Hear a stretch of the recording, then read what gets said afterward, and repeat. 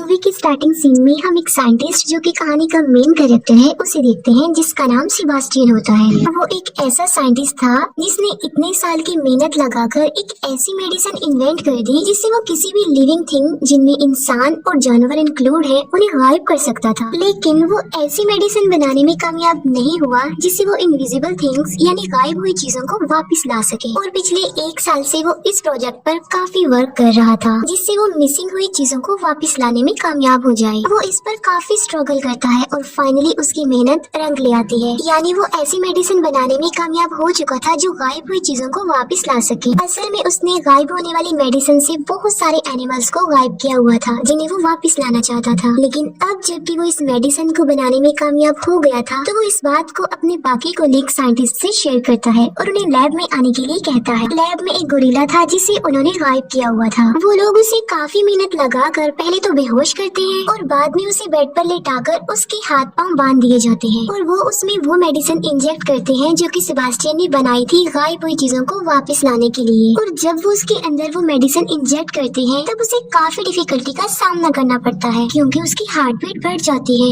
और उस गोरिल्ला की हालत देखकर ऐसा लग रहा था कि अब वो नहीं बच पाएगा। लेकिन वो उसको बचाने की काफी कोशिश करते हैं, उसकी हार्ट को शॉक देते हैं जिससे इस गोरिल्ला की हार्ट बीट नॉर्मल होने लगती है और आहिस्ता आहिस्ता उसकी सारी बॉडी स्टेबल हो रही थी और गोरिल्ला पूरी तरह अपनी बॉडी में वापस आ जाता है। अब क्योंकि वो ऐसा करने में कामयाब हो जाते हैं तो वो सब काफी खुश हो जाते हैं क्योंकि उनके इन्वेंट, उनके एक्सपेरिमेंट्स कामयाब जो हो गए थे। फिर यहाँ पर हमें ये पता चलता है कि सारे एक्सपेरिमेंट्स मिलिट्री के लिए हो रहे थे और उन लोगों की मिलिट्री के साथ एक मीटिंग होती है जिसमें सेबास्टियन ये झूठ बोल देता है कि अभी तक उसने कोई सक्सेस हासिल नहीं की है और वो कामयाब होने के लिए और मजीद टाइम मांगता है। तब मिलिट्री उसे कहती है कि तुम तो पहले ही बहुत टाइम ले चुके हो और अगर तुमने जल्दी से कोई रिजल्ट नहीं दिया तो हम तुम्हारे रिप्लेसमेंट में किसी और को ले आएंगे। और जब वो लोग बाहर आते हैं तब सेबास्टियन की साथी, जिसमें लड़की का नाम लिंडा और लड़के का नाम मैथ्यू होता है, वो उससे पूछते हैं कि तुमने मीटिंग में झूठ क्यों बोला कि तुमने सक्सेस हासिल नहीं की जबकि तुम तो सक्सेस हासिल कर चुके हो। वो कहता है इसलिए क्योंकि मैं इस मेडिसिन को किसी इंसान पर चेक करना चाहता हूँ, टेस्ट करना चाहता हूँ। और वो इंसान कोई और नहीं बल्कि वो खुद था, सेबास्टियन था, जिस पर वो अपने बाकी कोलीग से मीटिंग करता है। और वो यहाँ पर भी अपने कोलीग से झूठ बोल देता है कि आर्मी ने हमें इस मेडिसिन को इंसानों पर टेस्ट करने की परमिशन दे दी है जबकि ऐसा कुछ नहीं था और मैं इसे अपनी ही बॉडी पर टेस्ट करना चाहता हूँ।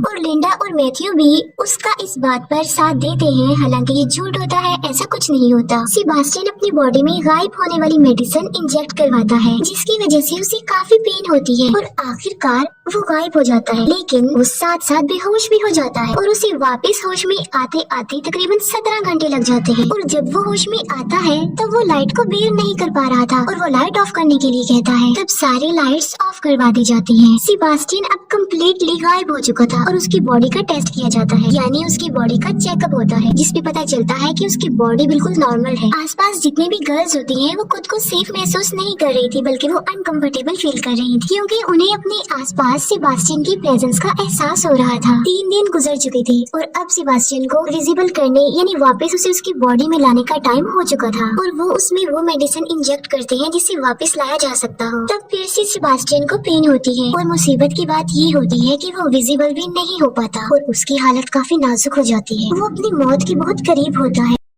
अब क्योंकि उनके पास और कोई रास्ता नहीं होता तो वो सेबास्टियन को एक मास्क पहना देते हैं ताकि वो सब उसे देख सके और इस बात को लेकर सेबास्टियन काफी गुस्सा हो जाता है और उसकी मैथ्यू से बहस हो जाती है। वो उस पर शाउट करता है कि 10 दिन में जितनी तुमने मुझे पेन दी है, जितना लाइट में जलाया है, उसकी पेन सिर्फ मैं ही महसूस कर सकता हूँ। अब क्योंकि सेबास्टियन विजिबल नहीं हो पा रहा था तब उसकी मेंटल स्टेट भी खराब हो रही थी। इतने दिन से वो इनविजिबल था और काफी परेशान था जिसकी वजह से वो यहाँ से जाना चाहता था। और एक दिन तंग आकर सेबास्टियन लैब से बाहर चला जाता है और सीधा अपने घर आ जाता है। घर आकर वो अपने नेबरहुड के एक लड़की को देखता है जिस पर वो पिछले कुछ अरसा से नजर रख रहा था। सेबास्टियन अपना मास्क उतार देता है और उस लड़की के घर की डोरबेल बजाता है और जब वो दरवाजा खोलकर देखती है तो वहाँ पर कोई भी नहीं होता क्योंकि सेबास्टियन इनविजिबल जो था और वो उसके घर में घुस जाता है। लिंडा सेबास्टियन के घर आती है और वो देखती है कि वहाँ पर उसका मास्क पड़ा हुआ है जिसे देखकर वो डर जाती है। लिंडा वापस लैब में आती है और अपने बाकी कोलीग से वो मीटिंग करती है कि सेबास्टियन हमारे लिए ये किसी खतरे से खाली नहीं है, क्योंकि वो मास्क के बगैर घूम रहा था और इनविजिबल भी था। और तभी वहाँ पर सेबास्टियन आ जाता है। लिंडा उसे वार्न करते हुए कहती है कि अगर तुमने आज के बाद ऐसा किया तो वो मिलिट्री को तुम्हारी शिकायत कर देगी। तब सेबास्टियन लिंडा की इस बात पर एग्री हो जाता है, लेकिन अभी भी सबके दिल में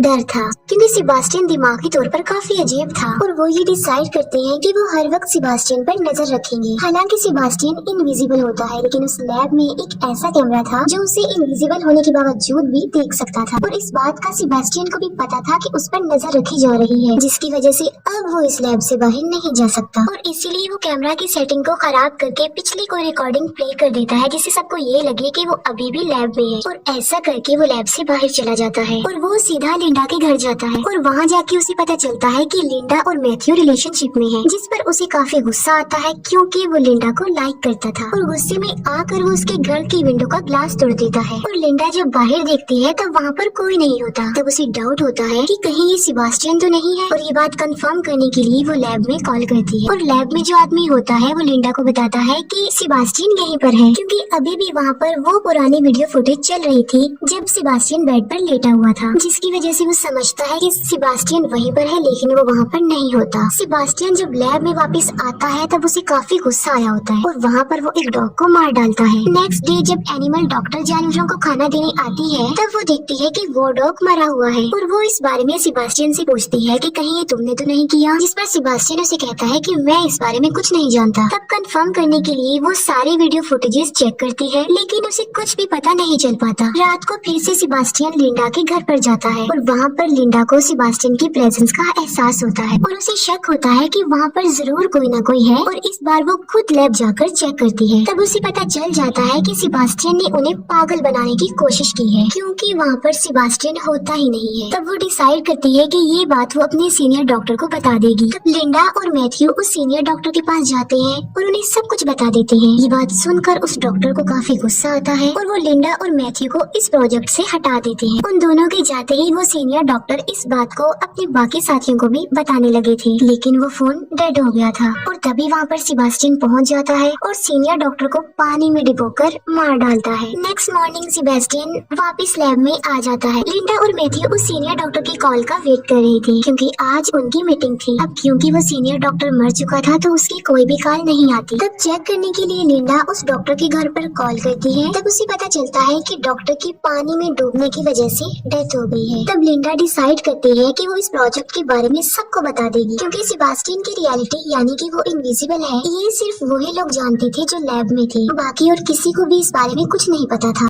और जब वो कॉल मिलाती है तब उसका फोन भी डेड हो चुका था। और तब वो वहाँ से बाहर निकलने की कोशिश करते हैं, लेकिन कोई भी डोर ओपन नहीं हो रहा था, क्योंकि सेबास्टियन ने सब डोर्स के कोड इनएक्टिव कर दिए थे और वहाँ पर सिर्फ सेबास्टियन का कोड ही एक्टिवेट हो रहा था। वो लोग डिसाइड करते हैं कि कुछ भी हो जाए वो सेबास्टियन को पकड़ के ही रहेंगे, क्योंकि अभी भी वो उसी लैब में ही था। उनमें से एक लड़की जिसका लैब में कुछ रह गया था, और जब वो वापिस उसे लेने जाती है तब सेबास्टियन उसे मार डालता है। उन लोगों को पता चल चुका था कि सेबास्टियन उन्हें एक एक करके मार डालेगा, क्योंकि वो नहीं चाहता था कि किसी को भी उसकी रियलिटी पता चले कि वो इनविजिबल है। लैब में एक ट्रेसर की हेल्प लेकर वो सेबास्टियन की लोकेशन ढूंढ लेते हैं और वहाँ पर उसे पकड़ने के लिए दो लोग जाते हैं। एक तो मैथ्यू होता है और दूसरा उसका फ्रेंड होता है। वहाँ पर सेबास्टियन मैथ्यू के फ्रेंड को इंजर्ड कर देता है। मैथ्यू सेबास्टियन पर फायरिंग भी करता है, लेकिन उसे कुछ भी नहीं होता और वहाँ पर उसके शैडोज नजर आने लगते हैं और वो वहाँ से भाग जाता है। मैथ्यू के फ्रेंड का काफी खून बह चुका था और उसे ब्लड की जरूरत थी। तब लिंडा की फ्रेंड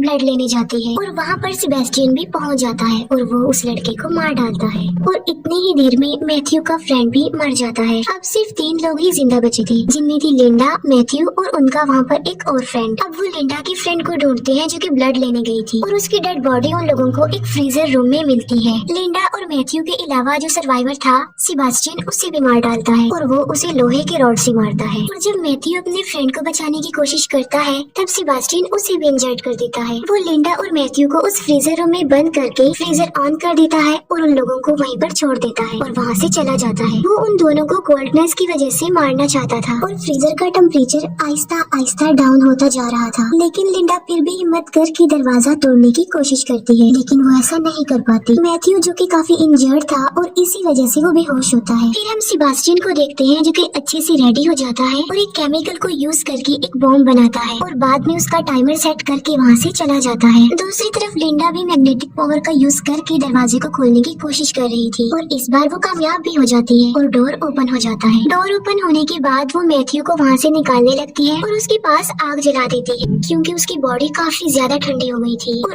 अब लिंडा उस जगह पर जाती है जहाँ पर सेबेस्टियन होता है। सेबेस्टियन जो कि लिफ्ट में था और लिफ्ट का दरवाजा बंद होने ही वाला होता है कि तभी वहाँ पर लिंडा आ जाती है। लिंडा के हाथ में एक सिलेंडर होता है जिसे वो जलाकर सेबेस्टियन को जला देती है। सेबेस्टियन जो कि सारा जल चुका था तो आहिस्ता आहिस्ता उसकी बॉडी भी जलती जा रही थी। अब क्योंकि सेबेस्टियन इंजर्ड भी था और काफी गुस्से में भी था तो वो लिंडा से अपना रिवेंज लेना चाहता था, उसे किसी भी सूरत में मारना चाहता था। फिर लिंडा आग बुझाने वाली पाइपलाइन को ऑन कर देती है जिससे वहाँ पर पानी गिरने लगता है। अब सेबेस्टियन हल्का हल्का नजर आने लगा था और वो लिंडा को काफी बुरे तरीके से मारने लगता है और उसकी गर्दन पर पाँव रख कर उसका गला दबाने की कोशिश करता है। लिंडा ऑलमोस्ट मरने ही वाली होती है कि तभी वहाँ पर मैथ्यू आ जाता है जिसके हाथ में लोहे का एक रॉड होता है और वो उस लोहे के रॉड से सेबेस्टियन के सर पर स्टैब करता है जिससे सेबेस्टियन वहीं पर ही गिर जाता है। फिर मैथ्यू लिंडा को उठाता है और वो दोनों वहाँ से जाने लगते हैं। सेबेस्टियन जो कि अभी तक मरा नहीं था बल्कि जिंदा था और वो उसी रॉड को उठा लेता है और वो उस रॉड से मैथ्यू को मारने ही वाला होता है कि मैथ्यू को पता चल जाता है। तब मैथ्यू सेबेस्टियन को धक्का दे देता है और वो रॉड इलेक्ट्रिक वायर से टकरा जाता है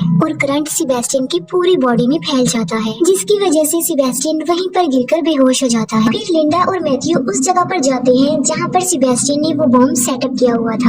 वो दोनों समझ चुके थे कि उनके पास टाइम कम है और वो इस बॉम्ब को एक्सप्लोड होने से नहीं रोक सकते और वो लोग यहाँ से बाहर भी निकलना चाहते हैं लेकिन वो लिफ्ट के जरिए यहाँ से बाहर नहीं जा सकते थे क्योंकि सेबेस्टियन ने उनकी अराइवल और डिपार्चर इनएक्टिव कर दी थी और इसीलिए वो लोग इमरजेंसी एग्जिट जो लिफ्ट के साथ होती है उसके सहारे ऊपर चढ़ने लगते हैं और जब वो ऊपर जा रहे होते हैं कि तभी बॉम्ब ब्लास्ट हो जाता है और वो लोग ऊपर चढ़ रहे होते हैं कि नीचे से सेबेस्टियन लिंडा का पाँव पकड़ लेता है क्योंकि सेबेस्टियन अभी भी जिंदा था और मैथ्यू लिंडा को बचाने के लिए आगे बढ़ता है। लेकिन इससे पहले कि मैथ्यू उन लोगों तक पहुंचता, सेबेस्टियन लिंडा को लेकर लिफ्ट में आ जाता है। जब वो दोनों लिफ्ट में होते हैं तब लिंडा एक वायर जो कि लिफ्ट में लगी हुई थी उसे पकड़ लेती है और उस वायर के जरिए ही लिफ्ट ऊपर से नीचे आ रही थी। लिंडा अपने पाँव से एक बटन प्रेस कर देती है जिससे वो वायर लिफ्ट से अलग हो जाती है और सेबेस्टियन उस लिफ्ट के साथ नीचे जाकर गिरता है और नीचे ब्लास्ट की वजह से आग जल रही होती है जिसमें सेबेस्टियन जलकर मर जाता है और लिंडा आहिस्ता आहिस्ता मैथ्यू के पास आने लगती है। लिंडा मैथ्यू के पास पहुंच जाती है